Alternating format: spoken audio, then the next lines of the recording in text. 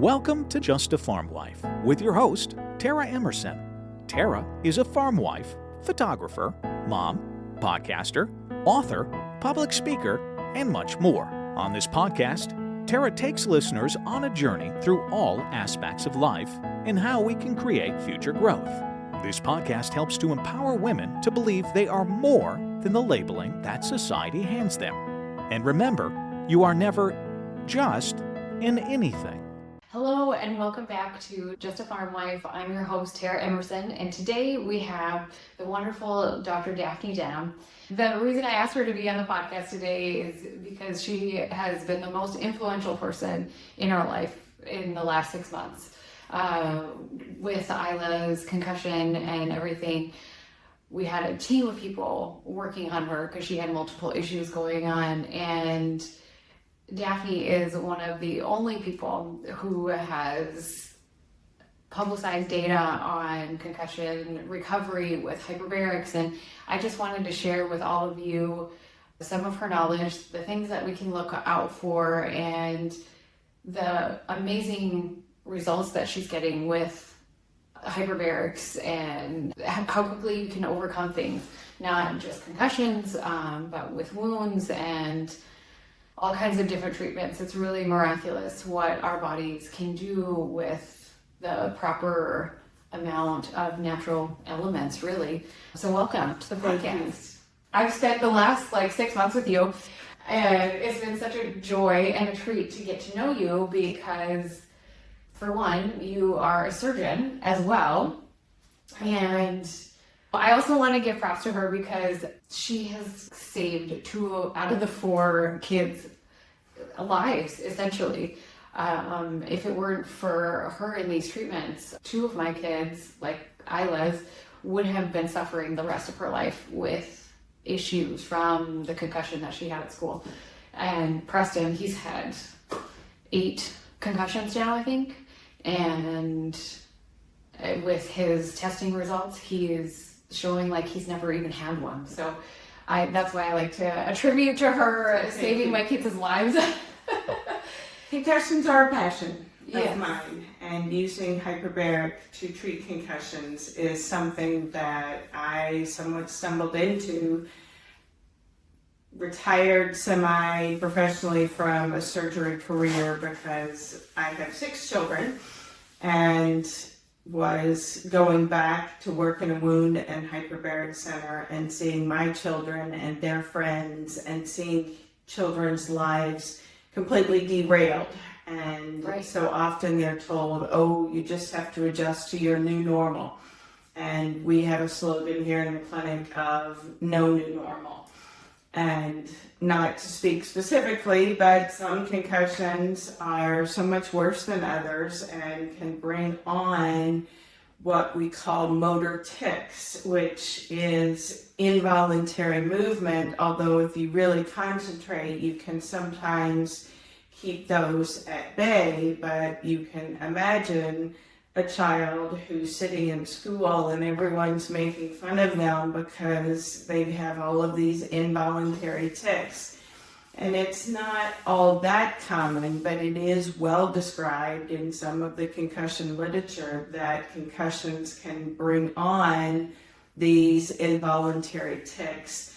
Many think it's that the concussion uncovers the tic, and therefore they can excuse away that the tic may never resolve.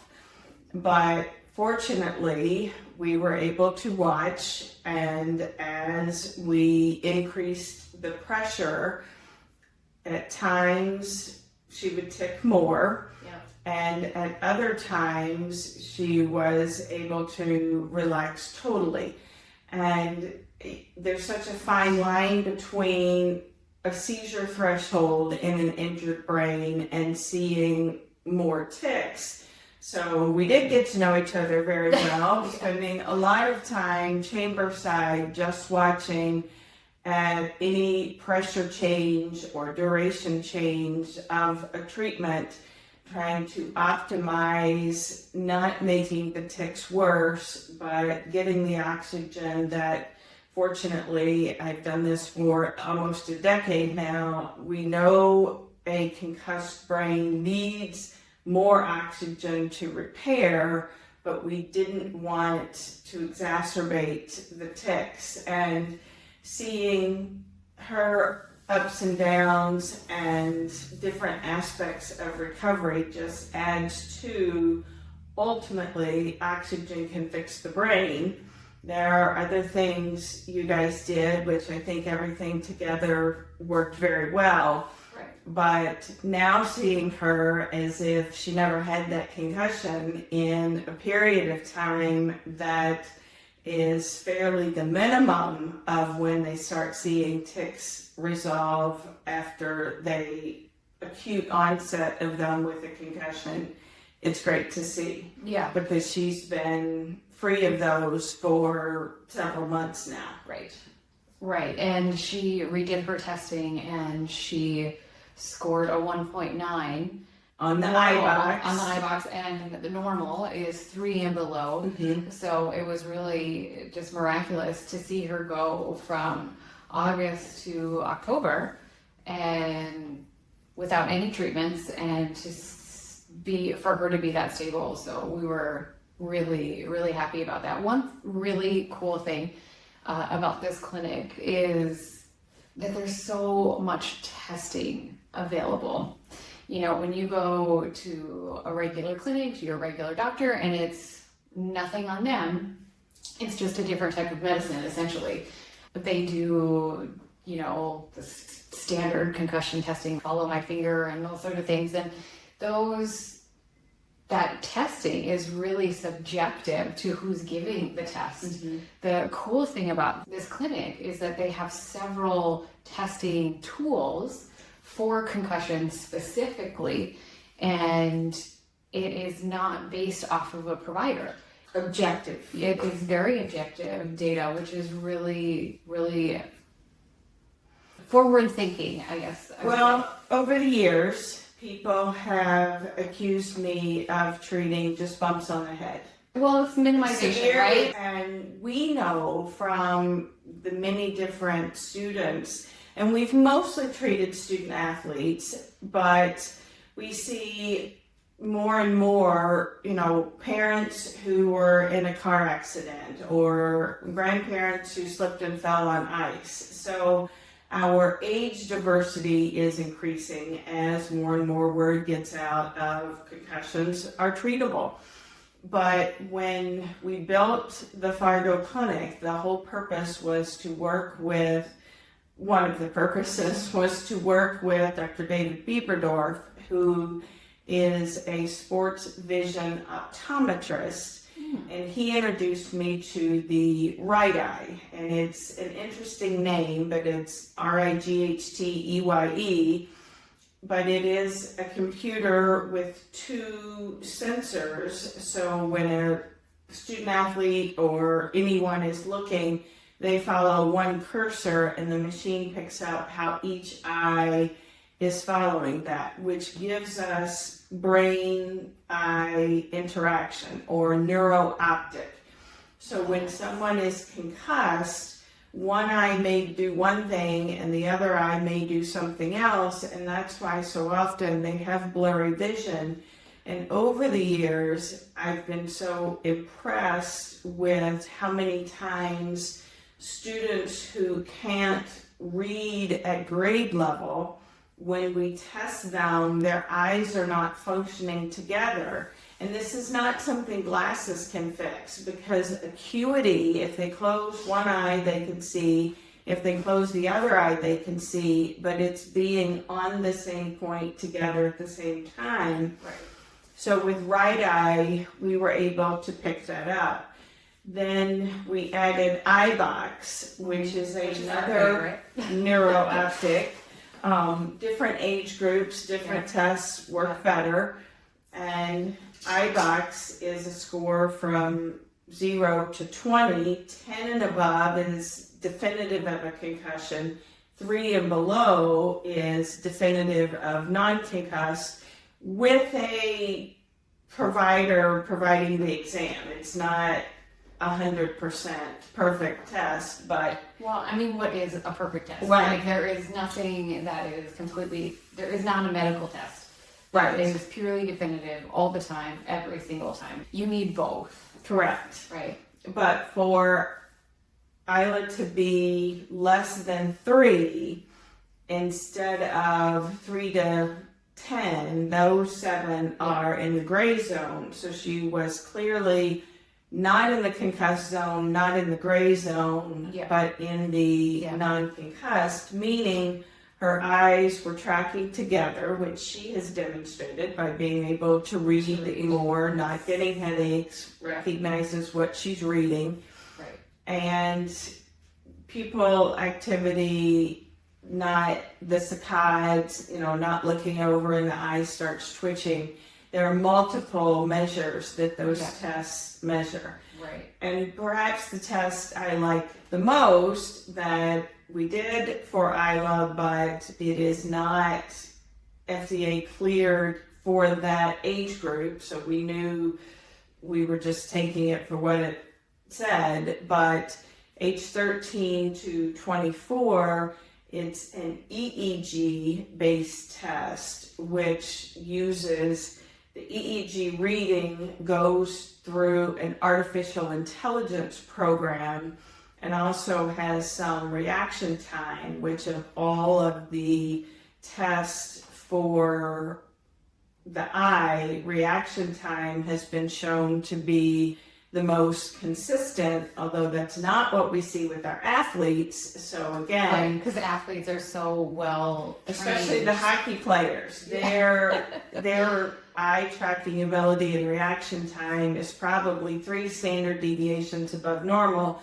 So Right. when they drop 2 standard deviations, they're still normal. So a normal for them, we don't think tells us really anything. If they are abnormal, then we're really alarmed. But the BrainScope also has a little bit of that reaction time. Artificial intelligence does its number crunching, and we get a number between 0 and 100 at 25 increments of severe, moderate, mild, 70 above is consistent with non-concussion. And the data that I'm so proud of is that using BrainScope before and after each treatment for just a small group of patients, we were able to show that even a severe concussion, one example is patient 1, who came in less than 24 hours after her concussion, which is another aspect.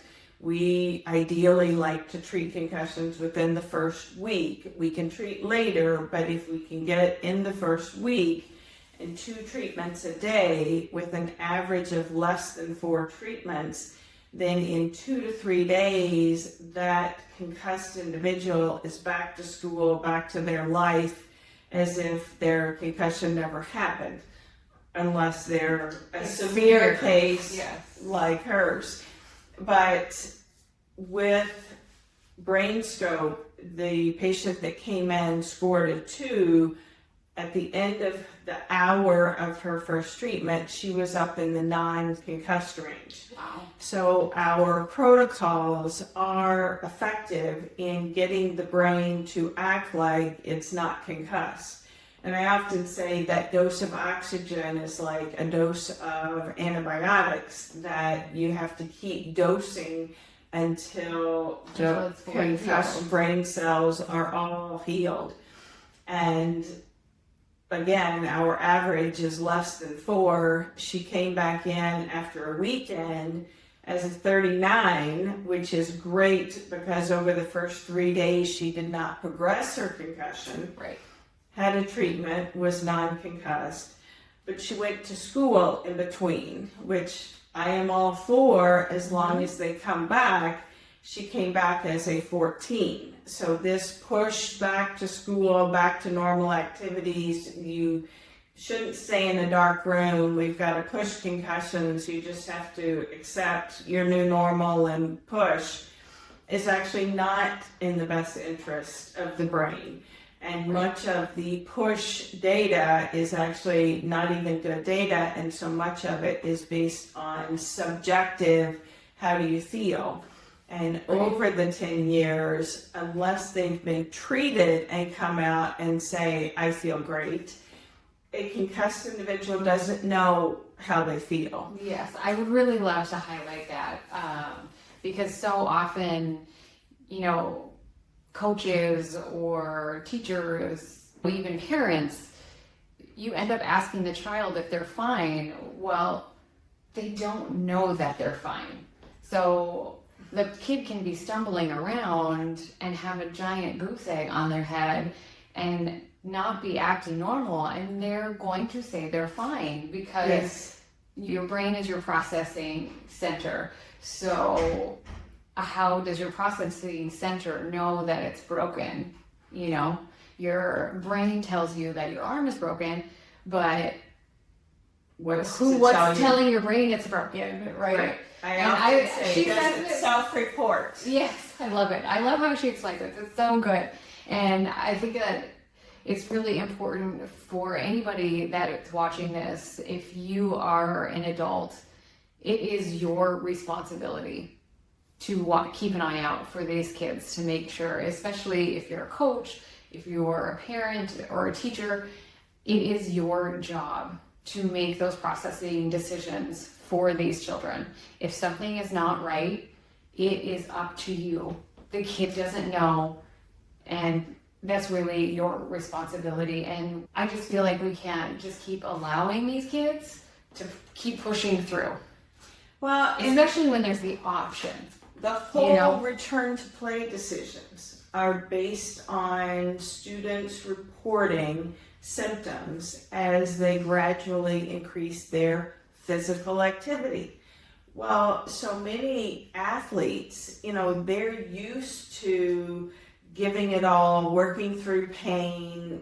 Yes. It doesn't matter. And they just want to play. They do want to play. Passion and their love for the game that makes them want to play. And a lot of people say they lie because they just want to play. I don't think they lie. They don't know. Right. And that's where I often say a concussion is a mom or a dad diagnosis. And as you said, coaches and players. We've had football players come in and, we'll say, how's your concussion? I'm fine, but my friends told me I needed to be here. And have a treatment come out and say, wow, I was not fine. My friends were exactly right. So it does take a community to make sure a diagnosis of a concussion is made appropriately. If you don't have objective testing, just having the suspicion that someone is not right. And I've had parents say, they were a little bit more tired, but I thought that's because of football, and they're a little bit more cranky, but that's just this age group.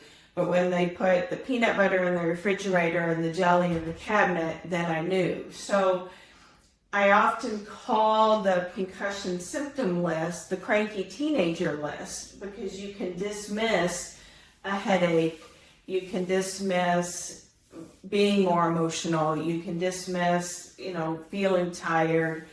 But when you look at it all together, then it's hard to dismiss all of it. And in my professional opinion, all of our children's brains are worth looking into an objective investigational tool. All three of the ones we use have been FDA cleared.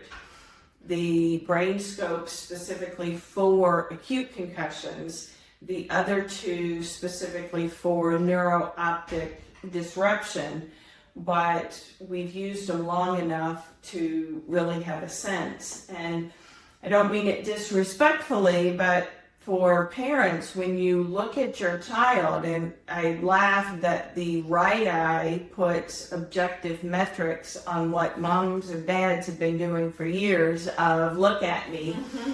And if they can't really look at you and focus, if they look like the lights are on but no one's home, that's concerning.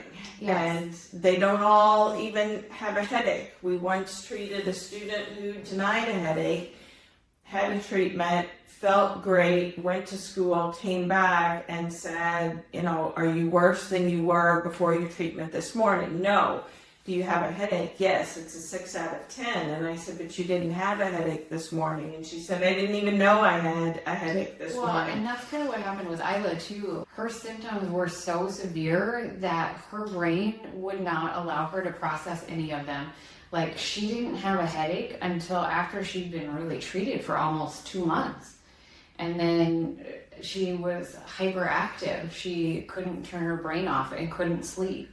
And her scalp sensitivity. Yeah, she was super sensitive. Yeah. But one thing I want to go back to and really highlight is you might not always know that it's a concussion immediately after it happens. Because this has happened to Preston multiple times. Like, we didn't know he had a concussion until the next day or 3 days later. What do you really need to watch out for? Like, and what is the time frame that concussions are usually the worst? Because I don't think that knowledge is really highlighted and talked about in concussion, like this awareness. Yes, concussion awareness classes and that sort of thing that coaches are required to take. But I feel like that part's missing, This is where my years of, and I was laughing with someone else the other day, every other night call on the trauma surgery service, we saw a lot of trauma and we saw the progression of trauma. And patients would come in with an injury, and unfortunately, so often we would have to watch over the next 3 to 7 days as the swelling got worse and the injury progressed before we could actually do things. And even sports injuries, a torn Achilles, they're not going to operate for a week at least, if not 2, because they wait for that injury to peak, all of the swelling of the tissue around it, and then have to wait for it to go back down. With a concussion, there's the initial injury, but so often then a student kind of gets used to that, but as the injury progresses, because there's the injury and there's swelling of tissue around it, and that tissue doesn't get enough oxygen, so it is more injured, and then the layer of tissue around that is more injured. And so we'll often hear patients who are living with a severe post-concussion syndrome say, I knew I got hit, I knew I didn't feel well, but it was not until day 3 that I couldn't get out of bed at all. So yes, even though the injury happens, say, on a Monday, you really should watch until probably Friday to make sure that the injury hasn't progressed.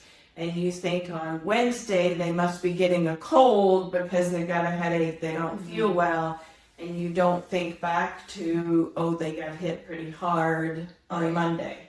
So just being aware. Adrenaline in that too. Like, yes. After you're hit, like, you have all that adrenaline and you have all those things, and your brain isn't processing anyways from that rush, right? Right. And then once the adrenaline comes down, that's when you can finally process a little bit. There's a great article, The Metabolic Cascade of a Concussion, if you want the basic science of it. But a lot of brain cellular processes happen initially, but they have shown in rodent models that the blood flow to the brain is decreased for the first 7 to 10 days. So at a time when more oxygen is needed to repair, there's less blood flow and less is delivered. So it's easy to understand that injury progresses. We ideally like to see concussion patients within the first 7 to 10 days so that we can repair while the blood flow is still low and restore the blood flow back to what it was pre-injury. I think it was 141 concussions back when we looked over some data in 2019. 73% came to the clinic within 3 days of a concussion. So more and more people are getting the word that something can be done. It's best to, ultimately cheapest, to get treated right away, and that way we're not seeing kids 3 months, 6 months in that have been gimping through school. And when we say we want to do true treatments a day, let you sleep in between, so don't do school at all right now, they're so far behind that they can't comprehend taking that time out. Well, and you're also, after 6 months out, your brain has started rewiring itself around the injury. So then things are also not lining up. Like that happened to Preston too, like having that many concussions, and we didn't know to be treated for it, right? We didn't know that we had this gem in our community, like so close, and the right physician, to do it, someone who actually has protocols and has a deep understanding of this. But rewiring around the injury is a really big deal. But fortunately, with some baby steps, we see many patients who have post-concussion syndrome, and the definition of that is more than 3 symptoms on the post-concussion syndrome list at greater than 4 weeks out from a concussion. So we've seen, 6 months, 6 years, 10 years, 20 years out, but we are able to, at least what brain cells are still alive, Dr. Neubauer called them idling because they're not functional. We're able to get enough oxygen to them to allow them to be functional again and get rid of a lot of these post-concussion, very vague symptoms, but it's amazing when it's your life of, these kids coming in and just are ready to take on the world because they finally feel 100% again. Yeah, it's such a huge deal. It's very fun for us. Well, to be able to see such tangible results in, for the most part, a very short amount of time, I think that's a miracle, and we're so lucky to have this. One other thing I did want to discuss is hyperbaric chambers in general, because there's a lot, online or whatever, like LeBron has a hyperbaric chamber, and all these professional athletes, they say, this is what I use and that sort of thing. But when we were going through this, we got a lot of advice of so-and-so has a hyperbaric chamber, which is awesome. And I really, really appreciated all the advice, but they're not all created equally. And I think people just don't know enough, how do we educate people on what types of hyperbaric chambers there are and what you really get out of it. There's a huge difference. The one that was local to me was a zipper chamber, and that's very different than the type of chamber that they offer here at Healing with Hyperbarics.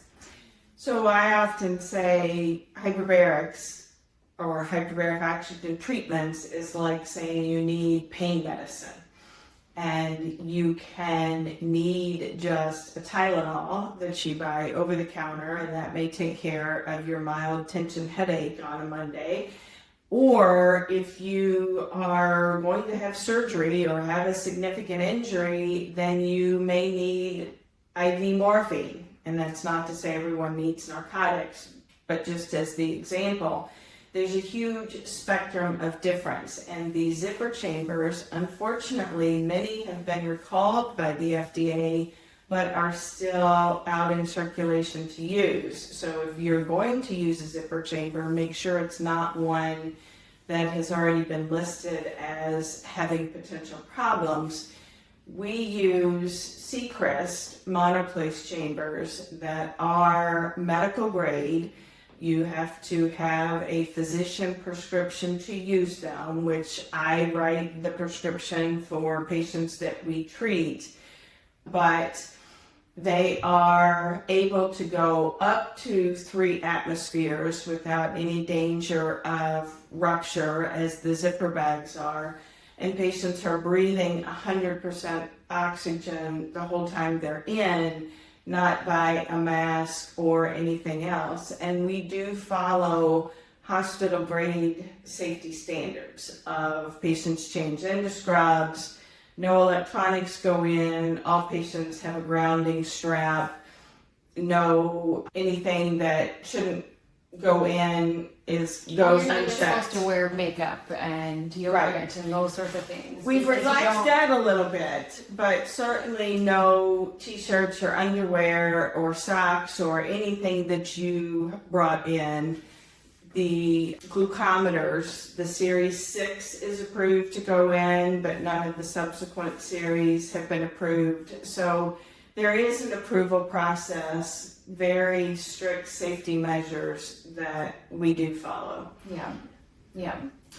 Perhaps the most fun, and you were witness to it yesterday when a family brought a child in and said, "We heard about you 5 years ago when our other child had a concussion."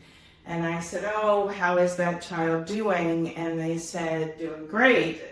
No more concussions in the 5 years." And the child is playing a contact sport and kept playing. And as much as I would like to see people over and over the years, and I do hope you guys will visit when you're in Fargo, but we're not seeing concussions back frequently with subsequent concussions, especially when we get them in and get them treated right away and they're able to go back to their sports. Having a concussion and going 5 years full-on contact sport and not getting another one is just awesome, because that individual has been able to maintain his or her academic and athletic career path that they want. And that's my whole passion behind what I call treat a concussion. Just as you would treat a swollen ankle and let it rest, or treat a broken bone with a cast, we can provide the oxygen the brain needs after a concussion to treat that concussion. And it's exciting, after doing this almost a decade now, to not see patients coming back with subsequent concussions. Right. And then moms tell other moms, right? And you see their friends, and that's probably the most exciting part, really, is seeing people heal, right? And all of this sparked from her children, watching her children in sports. Isn't that incredible? But when you're a mom, that's who inspires you. Your kids end up changing your life and putting it into trajectories that you would never thought imaginable.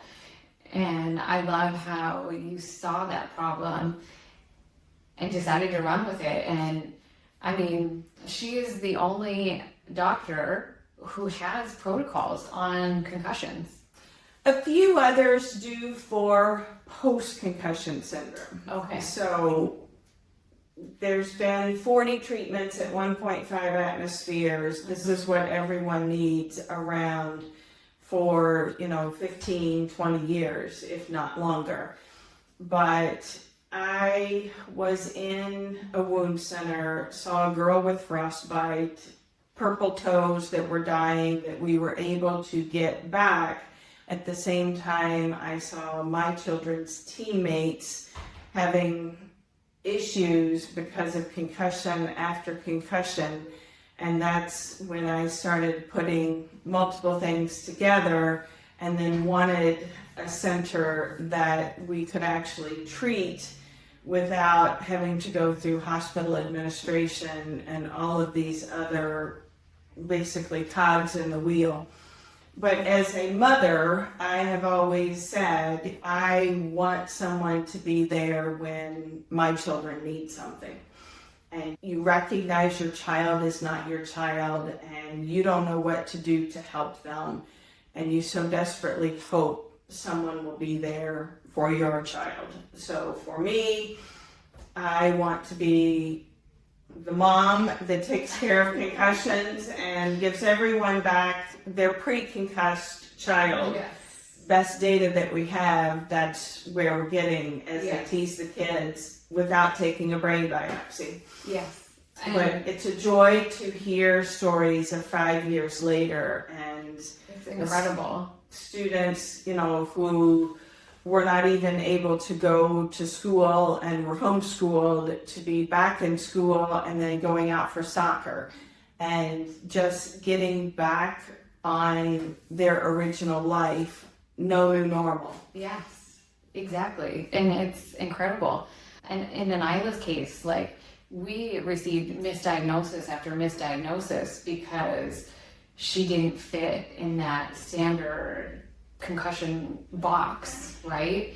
And Daphne was definitely that for us, that mom who was like, we can do this. We can figure this out. I mean, it took a long time, but it was, compared to what she would have suffered from the rest of her life, that this was just a drop in the bucket. I know I had a little bit of a negative attitude about it because I was scared, and you don't want your child to be in this for so long and that sort of thing, but the amount of time was such a small blip in her lifetime, so that every second that we spent here was 100% worth it, every single second. So we are super grateful. And, we're here again, actually, because Preston got another concussion at basketball, and we got treated within 24 hours, and he is struggling a little bit to get back to 100%, because once you have a concussion, a lot of times consecutive concussions can come really easily because the brain isn't fully healed.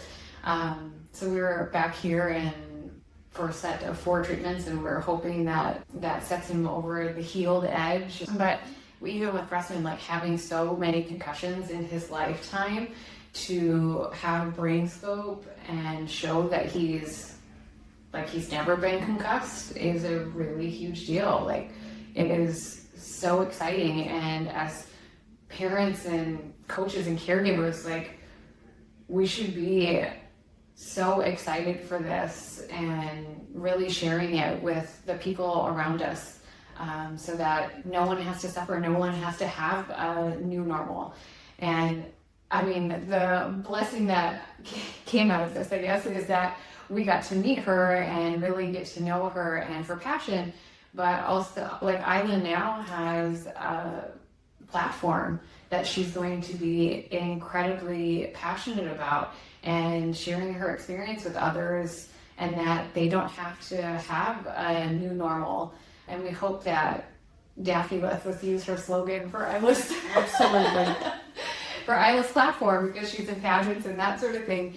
It's a miracle, and I hope that we can get this information out to the world and share what simple things can really fix and change our bodies.